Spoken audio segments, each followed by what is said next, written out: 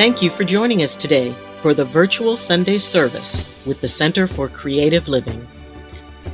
CCL, a charter of the Universal Church of the Master, has served and supported the spiritual needs of its community here in the Bay Area for over 20 years. Hi! Alrighty, so There she let's is. all have our seats. I got mine, I brought it with me.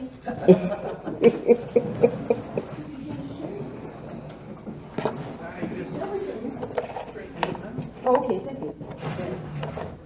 Oh, I'm sorry.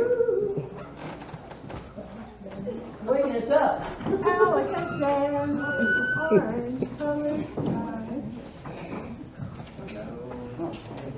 And as they would say in the land of my father, Yes. c'est vaches, it's carnival! La belle dans ton brûlé, which is let the good times roll. Yes, and ma'am. And it is a celebration, and we're here to celebrate. And it is always so wonderful to gather together. And, it's amazing that with all the different belief systems that we embrace, with all the different ways of being, of ways of walking, of the ways of celebrating, the best part about that is we always have a celebration. Somebody's having a party, and we're always all invited. So we invite you to celebrate, not just the carnival season and what that means, but also, I suppose, what you would call the reason for the season, which would be the Feast of Epiphany. So we're going to be finding out about that a little bit today. I'm going to be sharing a little bit about that. So we're going to have a little fun. Y'all going to be getting some beads. But We have to do the... No. This isn't OnlyFans. Girl, throw them at you. Yeah, we'll just toss them. But the phrase always was, throw me something, mister. Throw me something, missy. Yay! And it is about celebrating. Because sometimes it can be hard to find those reasons to celebrate. Sometimes it's not bad to wear a mask. It all depends on what the idea is behind it. And at Carnival, it's not about a mask to hide anything. It's actually a mask to bring out that part that's inside of you that wants to celebrate, that more flamboyant part, Yes. that Yes. exciting with Yes. feathers and Yes. colors. Yes. And we celebrate. And we can be able to appreciate what we have because the Feast of Epiphany is about manifesting.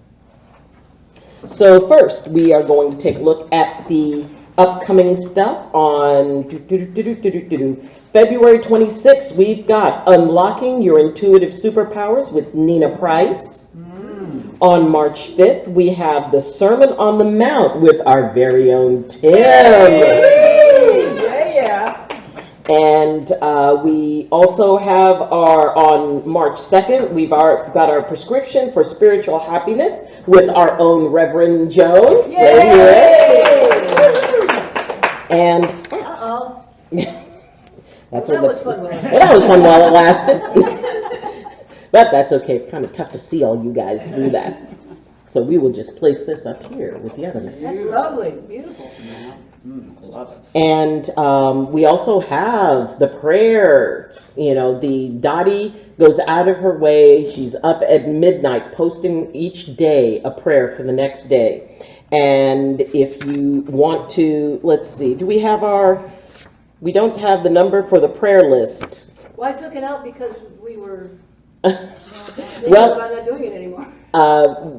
Well, if we're going to be doing it, then check with Dottie. Now, for those of you who are going, wait a minute, where's Dottie? Dottie is at home resting. She's taking care of herself. She had a little bit of a respiratory thing going on, and in order to take care of herself and to deal with her medications, she really was very wise, and she did us the favor of making sure she stayed home. So I'm sure she's there, watching. Hey, Dottie. Yes, y'all were cheering. So, anyway, what we're going to do is we are going to start off. And what I'd like to do, there is a prayer of the Epiphany. We're going to do a meditation, but we're going to start off with a traditional Epiphany prayer. Beautiful. Lord, graciously hear us. Lord, may the healing of your compassion, mercy, and love remain among us in our worship this morning, in the days ahead. May your transforming spirit bring your joy and love into our everyday lives, and may we gladly share that joy, love, and faith with those around us. And so it is. So it is. So if I can have my wonderful, my partner in crime, Reverend Dr. Janet Childs, who is going to assist us with this morning's meditation. So beautiful to see all of you. Oh, it's so wonderful to have everybody here. And for all And of for you our Zoomers. on Zoom, Yes. it's so Yay. wonderful having you here. And, just know that we feel your hearts, we feel your spirit, and we feel your love. Alrighty, so everyone take a nice deep breath in and let it out. And as you release it, let anything weighing on your body, your mind, or your spirit fall down into a little basket right next to you. And that's your care basket. Because in this place, in this space, and in this moment, you don't need to hold on to it. So take another deep breath and let it out. Feel yourself on your chair. Feel the weight of yourself, gravity, pressing against the chair, and feel the chair supporting you, because you know you are supported. Now in your mind, I would like you to rise up out of that chair, and you walk into a large room, a large space, and there are groups of people standing in a circle. Picture yourself going and joining one of those circles. And as you look around and you see different faces, different races, different genders, different ways of being, some are dressed in traditional outfits, some from all over the world, yet everyone is smiling. And as you look down in your hands, I want you to picture money, whether it be bills or coins, whatever it is, but you see abundance in your hands. And then you hear a voice that speaks out over all the groups, and it says, I want you to clutch this abundance to yourself. I want you to hold it to yourself. And you do. Notice how you feel as you're clutching that abundance, as if it's all you have, as if you're never going to have any more. Notice how that feeling is inside of you, that kind of sinking feeling, maybe even a slightly fearful feeling. Maybe you're dealing with abundance fears right now. And then as everyone sits and holds on to that abundance, suddenly that voice calls out again and says, now I want you to reach out. If you have no abundance, hold your hands out. And if you have abundance, place what you have into the hands of others. And when your hands are empty, you reach out to be filled. And you notice everyone kind of looking at each other, and yet they hold out their hands. And those hands that are empty, you feel yourself placing all that you have into those hands around you. And then as your hands are empty and you reach out, automatically everyone is placing abundance into your hands. And as this cycle repeats over and over again, the abundance you have going out, and as you reach out and have abundance handed to you, you notice that smiles become broader. Some people begin to laugh. It becomes a game. And the faster people put out their hands, the faster abundance is placed in it. And the faster people get abundance, they almost seem in a rush to place it in the hands of others. And that voice says, how do you feel? How do you feel knowing that what you have is there to give? And as your hands are emptied, it will flow back to you. And you feel within yourself a feeling of peace, a feeling of connecting to the continuity of the flow of giving and receiving. And as you look into the faces of those who are smiling as they receive from you, and those who are smiling even broader as you reach out your empty hands and they fight to see who can fill it first, you feel yourself within that flow. You realize that the abundance is always going to flow in and out. And yet when we trust that as our hands empty, all we have to do is reach out, and abundance is there. And then at the end, everyone as one throws all of the abundance up into the air. And as it comes down tenfold of what was tossed, and everyone has enough. Everyone celebrates. Trust in the abundance. Trust in the flow of giving and receiving.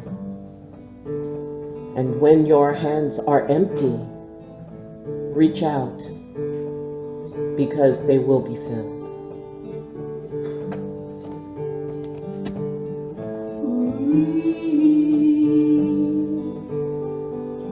We are here in this moment, shining in our light, shining in our abundance. We open our hands to the giving and the receiving, and we build a net of abundant light.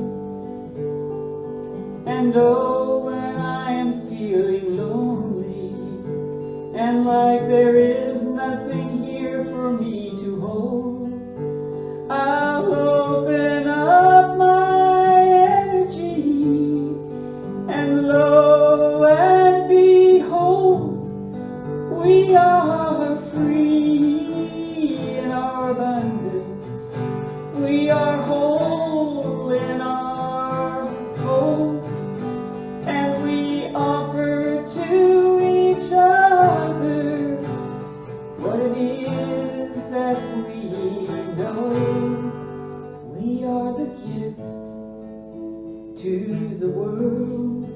We are the gift to each other, and the others around us are the gift that we can give back to ourselves.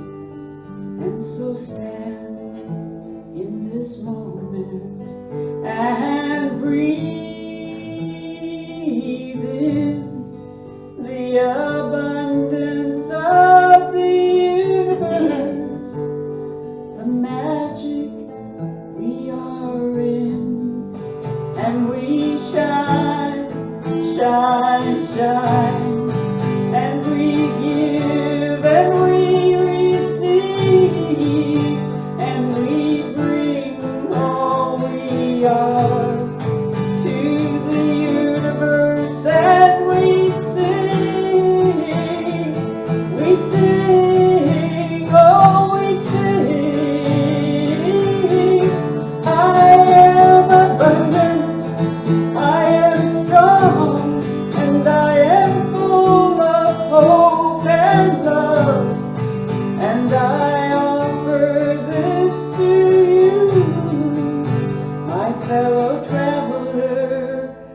we are here to help each other and shine in our light. And when I am alone, it is this moment that reminds me I am here with you. And we shine, shine, shine, and we shine the world, and we shine, shine, shine in our abundance. We are made whole, we are made whole, we are made whole, we are made whole.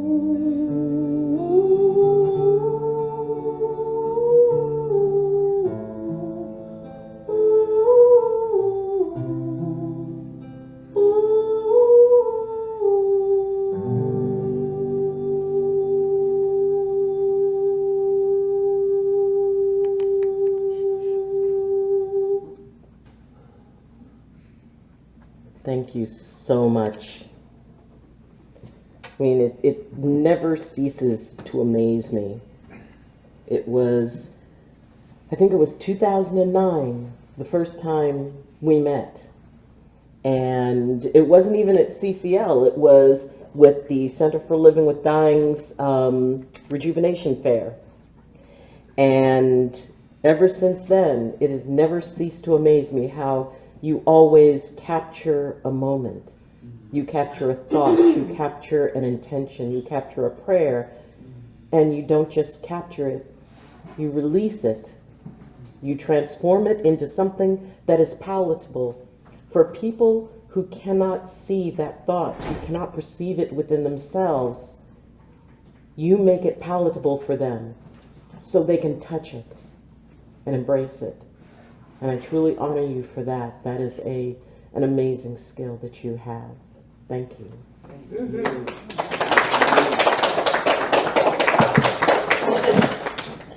And when we talk about that idea of abundance, that is actually a part of the idea of Mardi Gras. Now, Mardi Gras, the three primary colors are purple, green, and gold. Yes, they are. But each of those colors has a meaning. Purple stands for justice. Yes. Green stands for faith. And gold for abundance. Yay. Yes. And that is why that is embraced. Because when we think about, the reason for the season, which is the Feast of Epiphany, the Feast of Epiphany celebrates three things. It celebrates the birth of Christ. When the Magi went, and it was actually the point when the Magi became into the presence of Christ. The second thing is the baptism of Christ by John the Baptist. And the third was the wedding feast, where the water was turned into wine. Each one of those things dealt with something, a new beginning, a new start. And one of the things that is a big part of both Epiphany and Mardi Gras, which is Fat Tuesday. Actually, there's a whole carnival season that usually begins at the beginning of the Feast of Epiphany, which in most traditions is January 6th, because they also honor that Christmas lasts for 12 days, thus the song. The Feast of Epiphany usually begins on January 6th, and then it runs all the way through to Lent.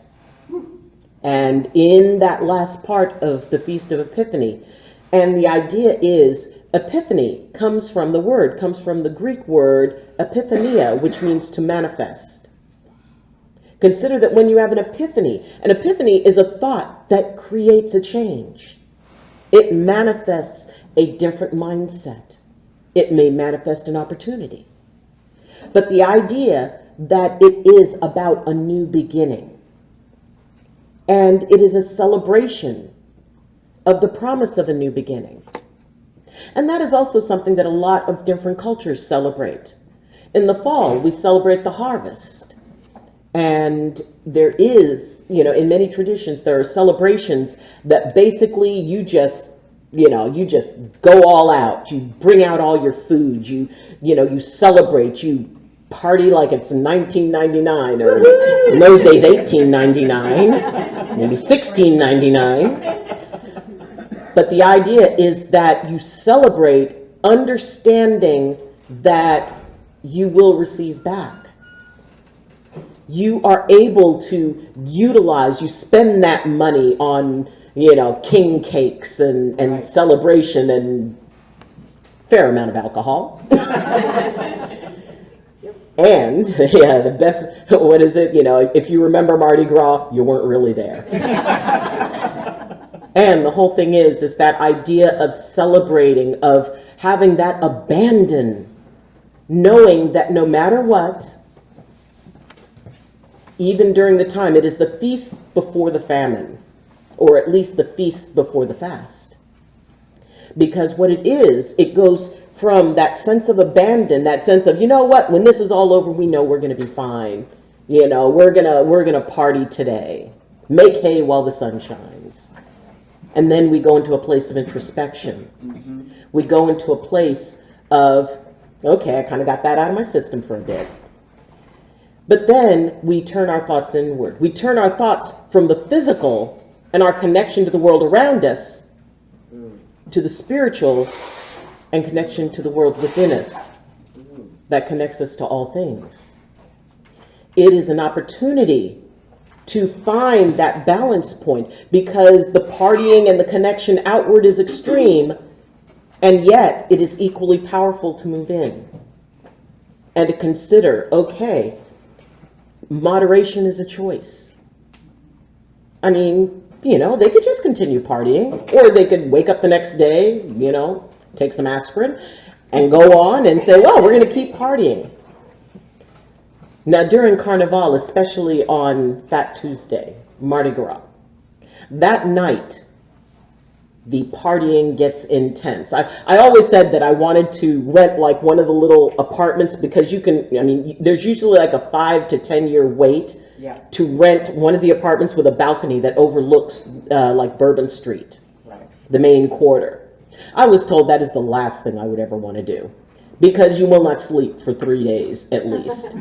There is always noise. There is always celebration, and don't plan on going anywhere, because you're not going to get anywhere. And as the partying reaches its fever pitch on the stroke of midnight, when Lent begins, all the bar doors close. Anyone inside is no longer served a drink. Everyone is moved out of the streets. It is cleared, because now comes the time for introspection. Now comes the time for us to turn as inward as we had turned outward.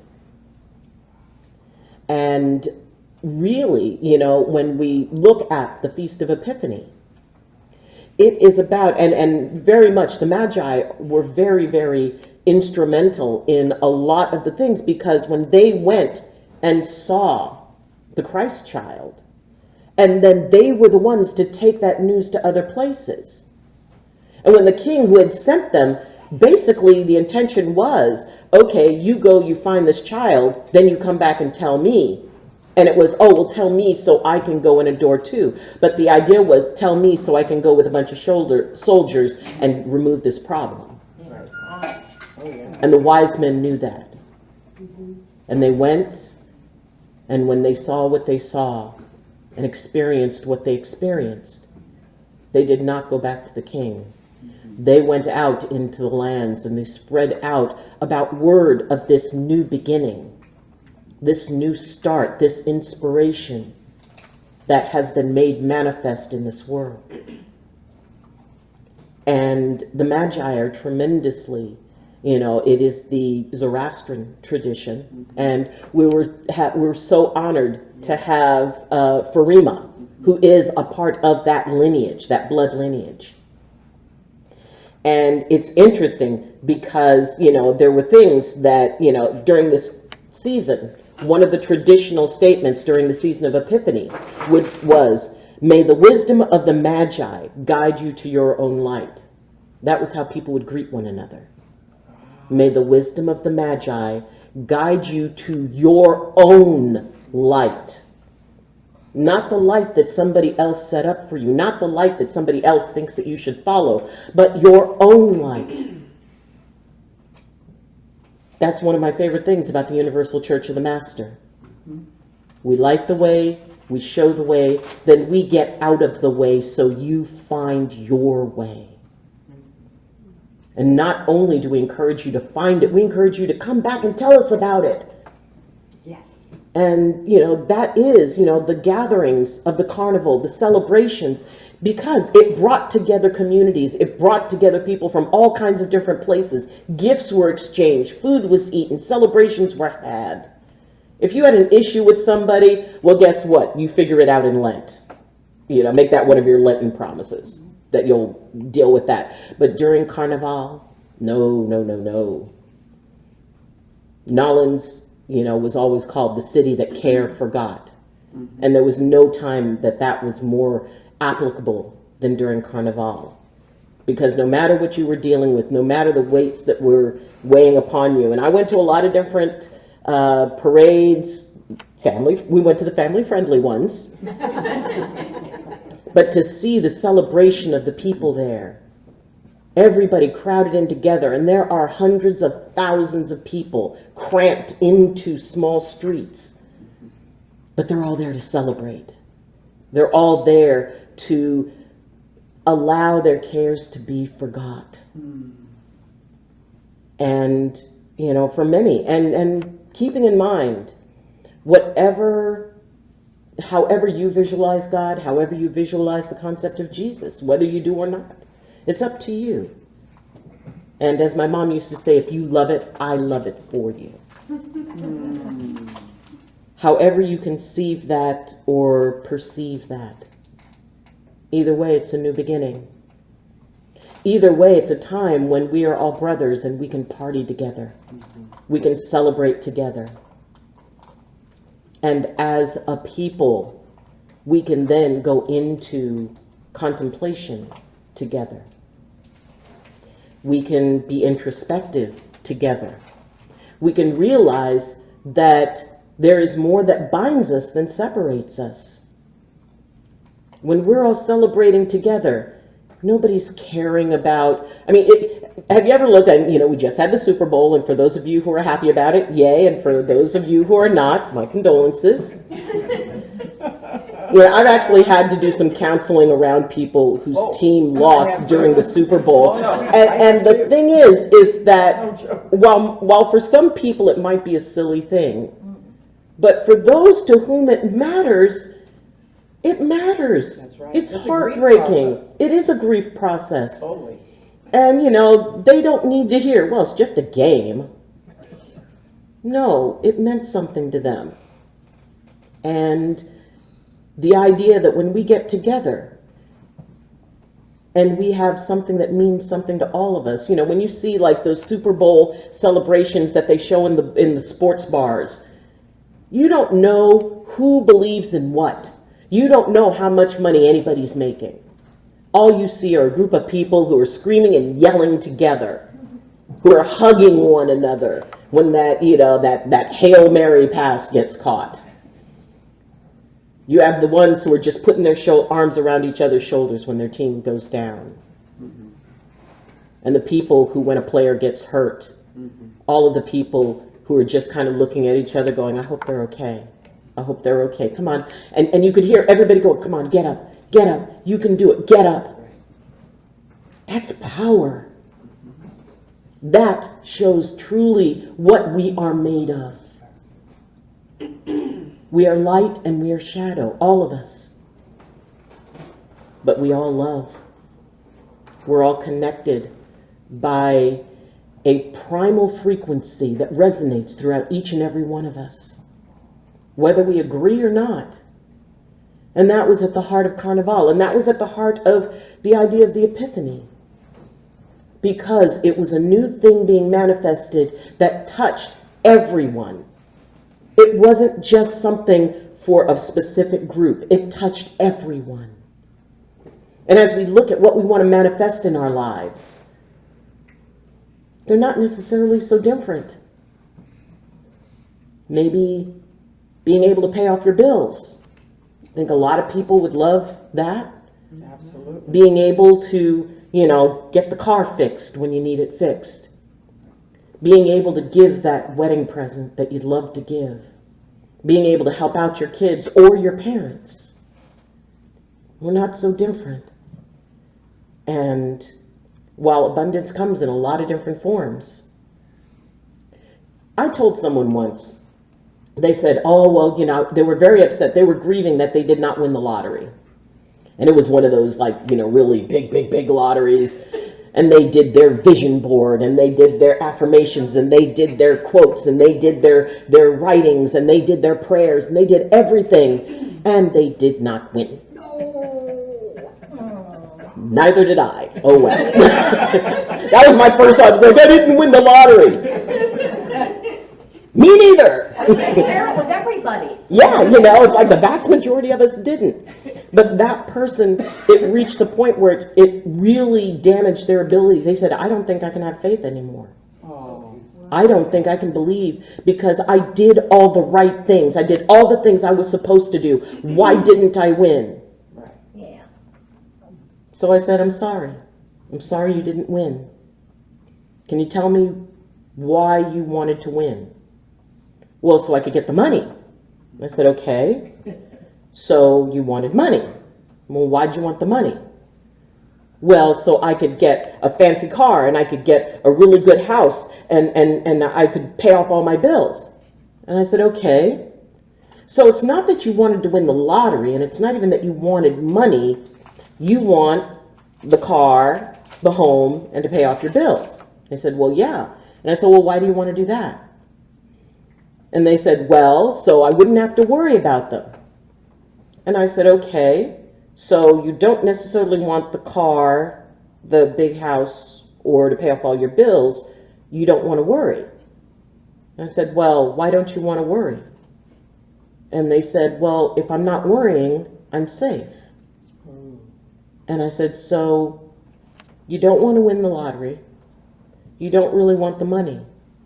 You don't want the car, the house, or to pay off the bills. And it's not even that you don't want to worry. You want to feel safe. And they looked at me, and their eyes teared up, and they said, yeah, I just want to feel safe because I never feel safe. Yeah. And I said, okay, feeling safe is a lot easier to achieve than winning the lottery. So then it became questions. I am thoroughly convinced everybody has their own answers. They just need the right questions to reach it. And I said, well, what is your definition of safe? And they hadn't really thought about that. So they figured out what their definition of safe was. I said, okay, so what's another way that you can feel safe? Which ultimately led this person to being able to resolve the issues they needed without winning the lottery. And a celebration of being able to embrace everything that is possible during Carnival, during Mardi Gras, during the big party, Fat Tuesday, the flambeaux. I don't know if any of you have heard of the flambeaux. Flambeaux are those who go ahead of the parade and they have torches and they spin them and they dance. And that's supposed to be that idea of, it's that light that comes before the Epiphany. And then come the floats, the crews, you might call them clubs.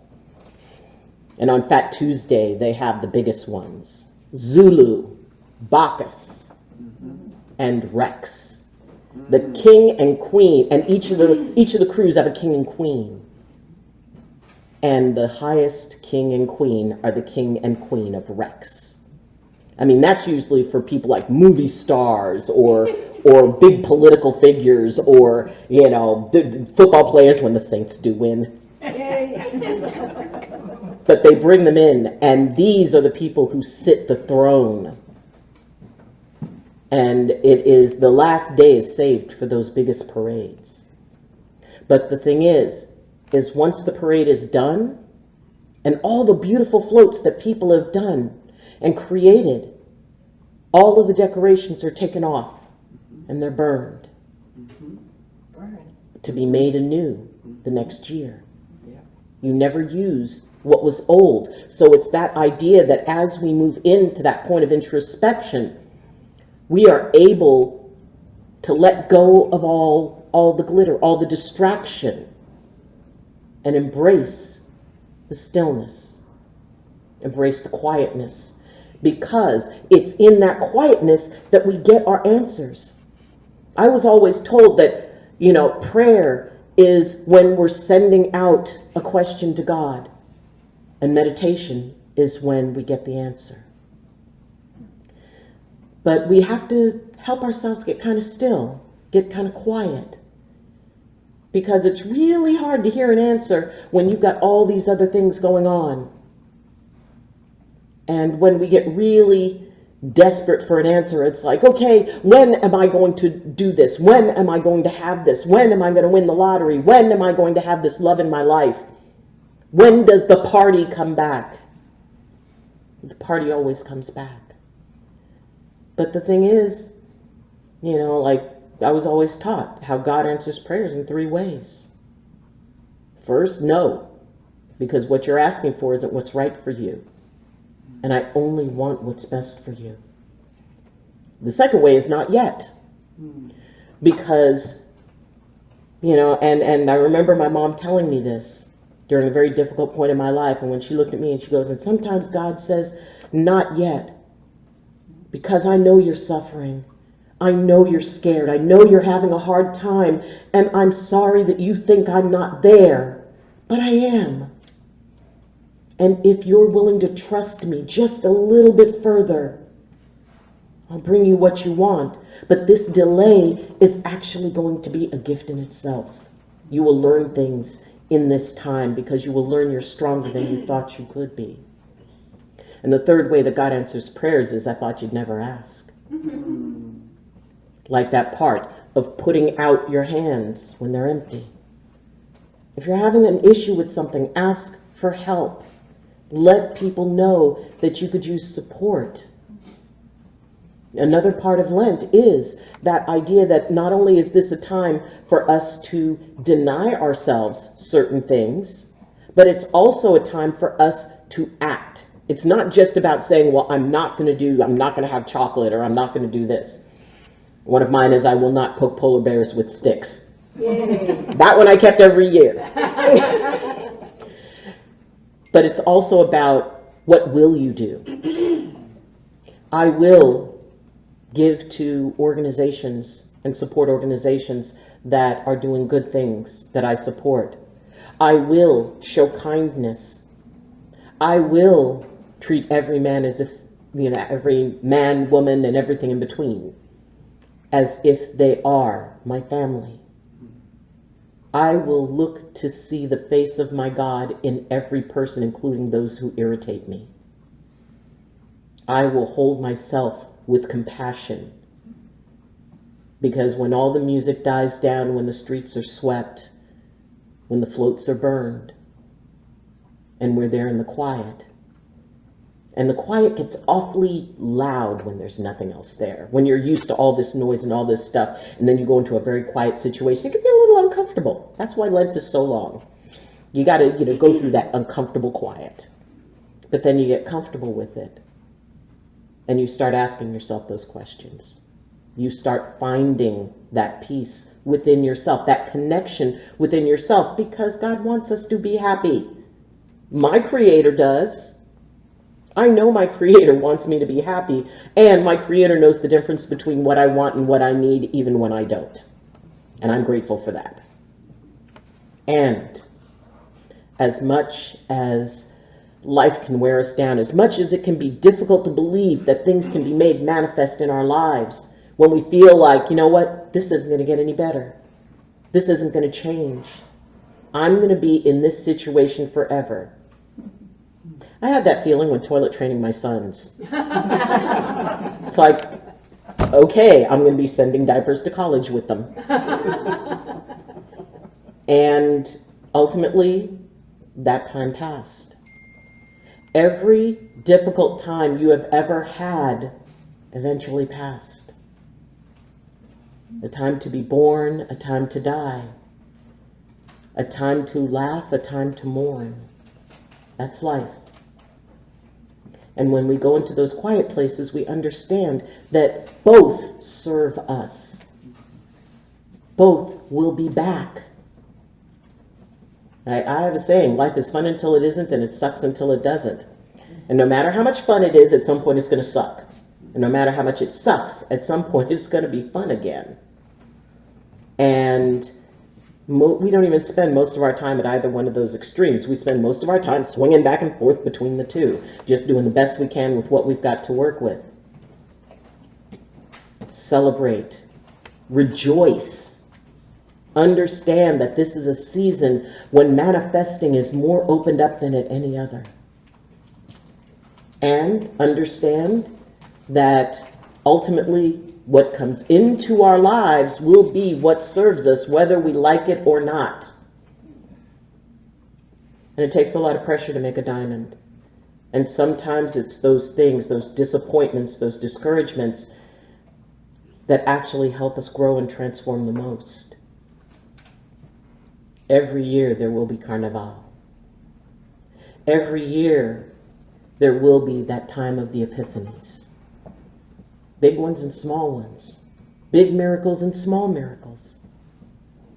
All we have to do is wait for them, to look for them, to open up the idea that maybe something that we don't think is a good thing turns out to be the best thing that could ever happen to us. I know that. I've had cases where I swore that something was the worst possible thing that could happen to me. And years later, and with a little bit of hindsight, I realized, oh my gosh, if anything else had happened, if I had made any other choice other than the one that I think was a horrible choice, I wouldn't have what I have now. Sometimes a good idea can only be seen in hindsight. And it may be that it was the best idea that you ever had, which is the idea you regret the most. And if nothing else, you learned from it. You grew from it. And you've gotten through 100% of everything you have ever faced. If you're here, you made it through 100%. And that's a pretty doggone good average. And whether it is a time of feast or fasting, whether it's a time of reckless abandon or deep introspection, enjoy your Carnival season. Enjoy the light, the laughter, and enjoy the quiet. Because like the seasons, it always comes around again. Yet no two are the same, so appreciate what you have now. Appreciate today's celebration. Because once it's gone, it's gone. But there will be others.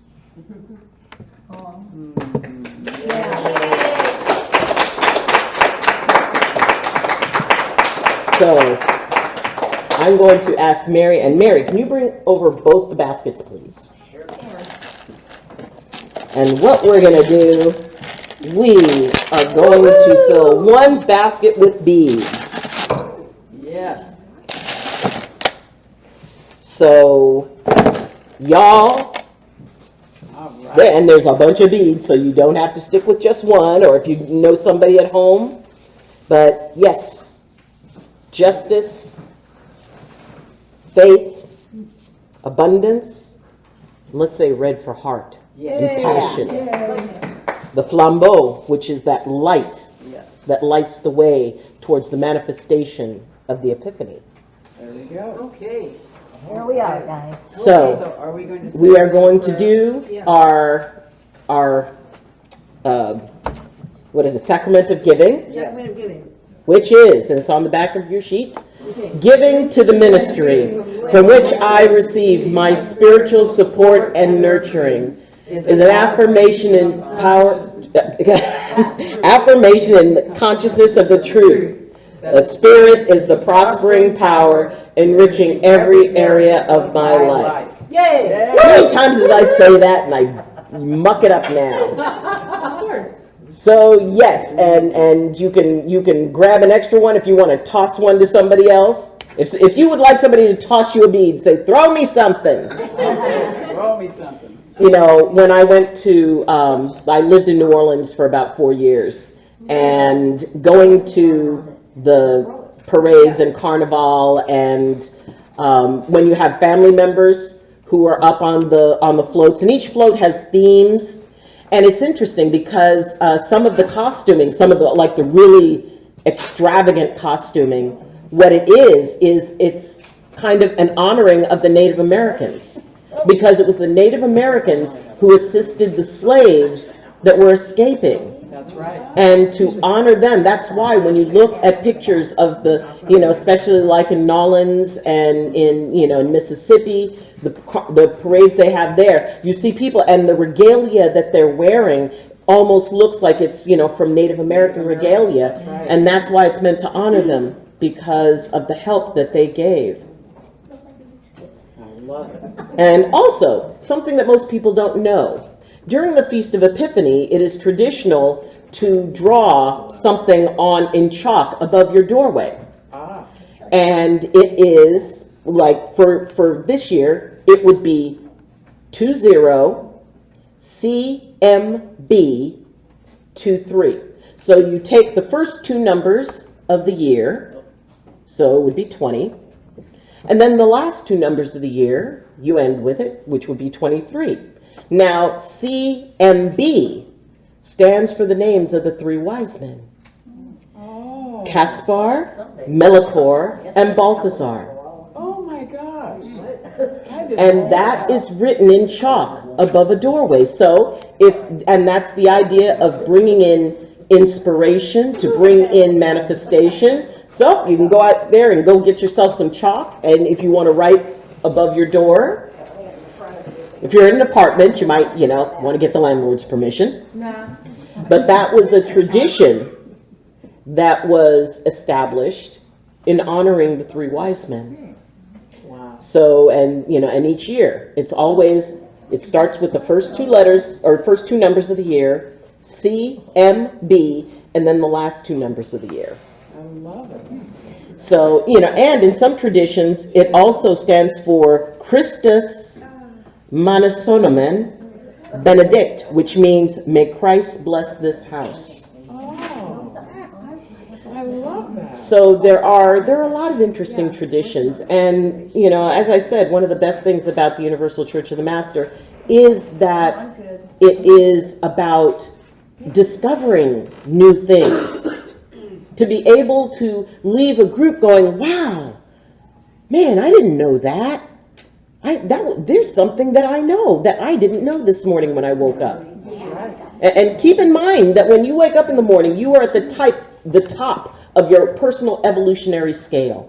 You are the best you that the universe has known every time you wake up in the morning.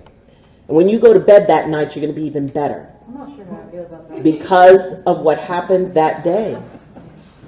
Because of anything you encountered, because of anything that allowed you to think, to grow. But consider, every morning, you are the best you and the most evolved you that you have ever been.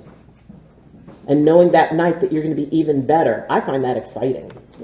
That night, I wake up and I'm the best me that I have developed. Everything in my life that has brought me to that moment, every failure, every success, I am the pinnacle of that. And each and every one of you are. You are the pinnacle of who you could possibly be. And when you go to sleep that night, you're even more so. Thank you, my dear. And Yes, ma'am. Reverend Dr. Ayleen. Oh.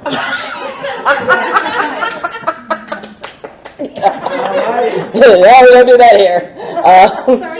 Yes, my dear. So I would just like to make an announcement for our Tuesday speaker series, which happens on the second Tuesday of the month. It's our UCM speaker series. Our wonderful Reverend Dr. Ayleen will be our speaker.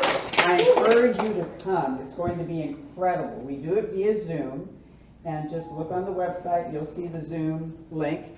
I would really encourage you to come from 6 to 8 p.m. It's via Zoom, and our wonderful Reverend. Thank you. You know, and I look forward to that. It's always so fun.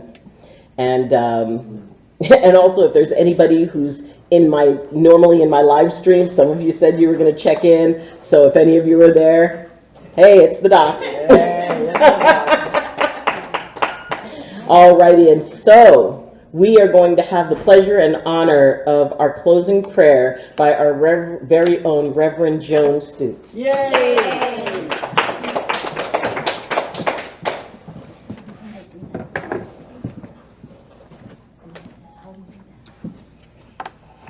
So you remember last week I asked you to remember the paramedics and the helpers.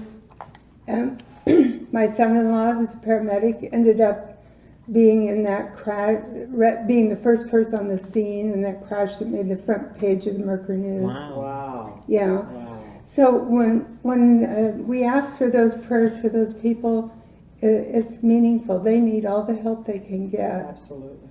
Yeah. So I just thought I'd share that with you. Okay.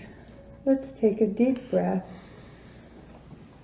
and remember the celebration and move into a celebratory prayer, because we're going into a next week filled with wonderful surprises. Now, I don't know what they're going to be, and you don't know what they're going to be, but there's going to be wonderful surprises this week, and we give thanks for those surprises. We ask again for help for the paramedics, for our police, for our leaders, both in the city, the county, the government, the U.S. And we ask for prayers for people still suffering in the earthquake problems over in Europe. Such a tragedy, and yet I know that God is with those people, helping and moving forward as we speak. I give thanks every day for the gift of life. Janet talked to us about we are the gift. We are the gift. And last week Tim talked about be the love that that you can spread through the world, so the world sees love. So be the love. You are the gift that can bring love throughout the world. And that's our mission as we go forward into this incredible week, full of surprises, all kinds of surprises, and I'm so excited to look forward to that week. So blessings for each one of you as you celebrate this new week. Amen. Thank you, God. Thank you. Thank you so much. So, and Ed, do we have anything from our friends virtual? Amazingly quiet. Ah, well, cool.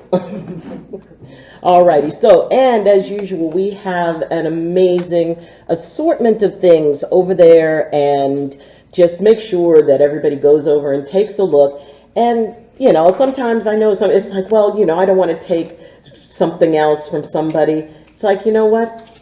It's Carnival. That's right. It is the flow of giving and receiving. Yes. Receive.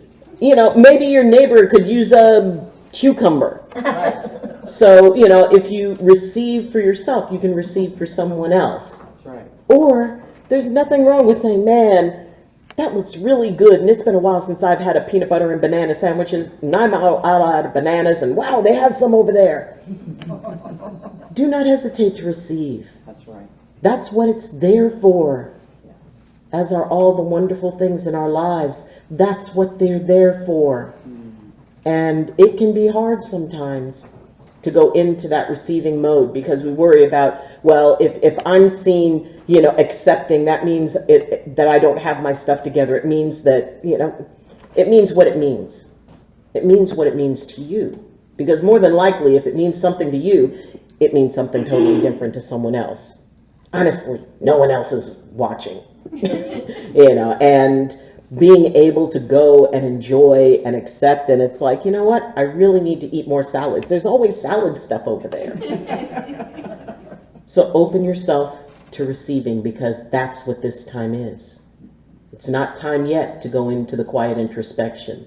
This is still party time, which is heavy on receiving. That's right, heavy on receiving. So I want to thank everybody for being here. I definitely want to thank all of our staff and our wonderful, wonderful supporters from the Billy the Frank Center.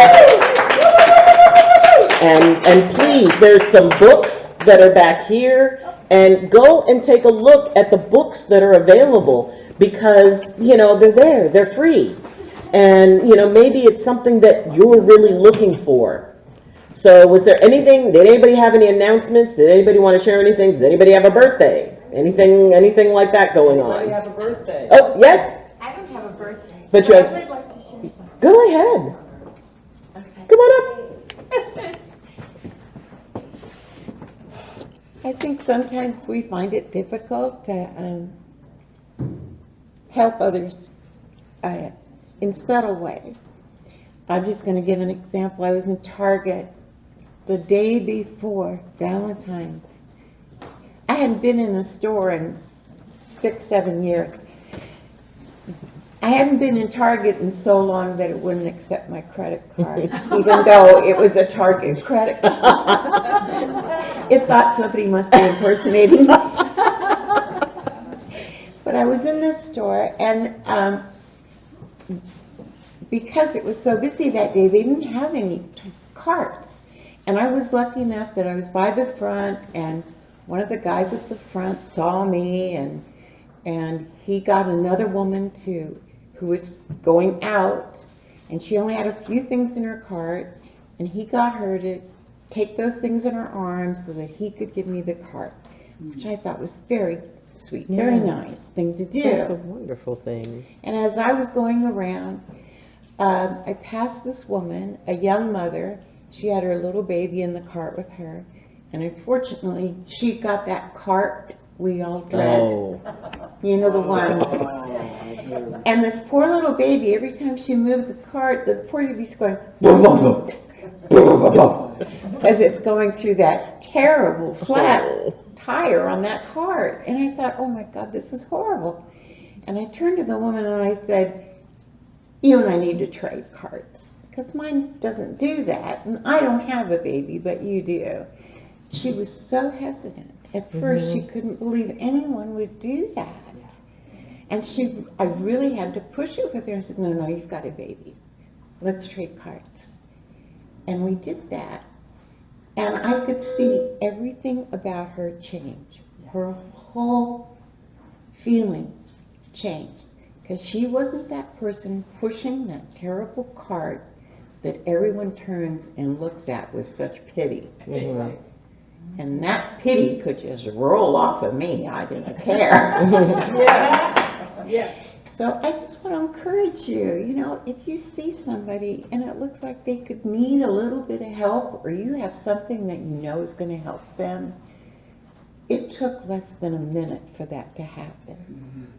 But I know it made her feel better.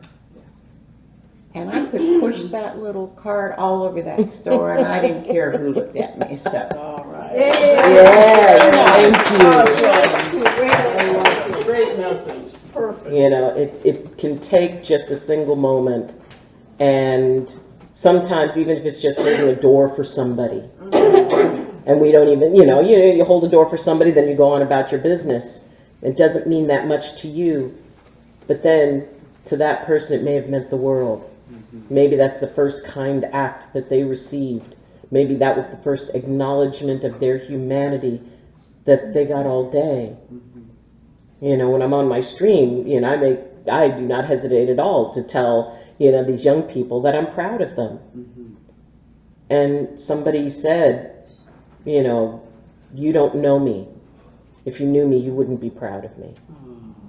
And I said, au contraire. Because if I knew you, if I knew your story, if I knew everything you had gone through, I'd be even more proud of you. Good response. So we can go out and celebrate make a difference, allow others to make a difference for you. Have an amazing, wonderful week. And as I always say to everybody on my stream, you are the only you in all the universe. You're the only you that's ever been and the only you that will ever be. And what that does is it makes you special, it makes you sacred, and most of all, it makes you necessary. Yes. Because as the only you in all of the universe wouldn't be the same or complete without you. That's right. Have a wonderful week, everyone. Thank you. And thank you, Ed. Yay!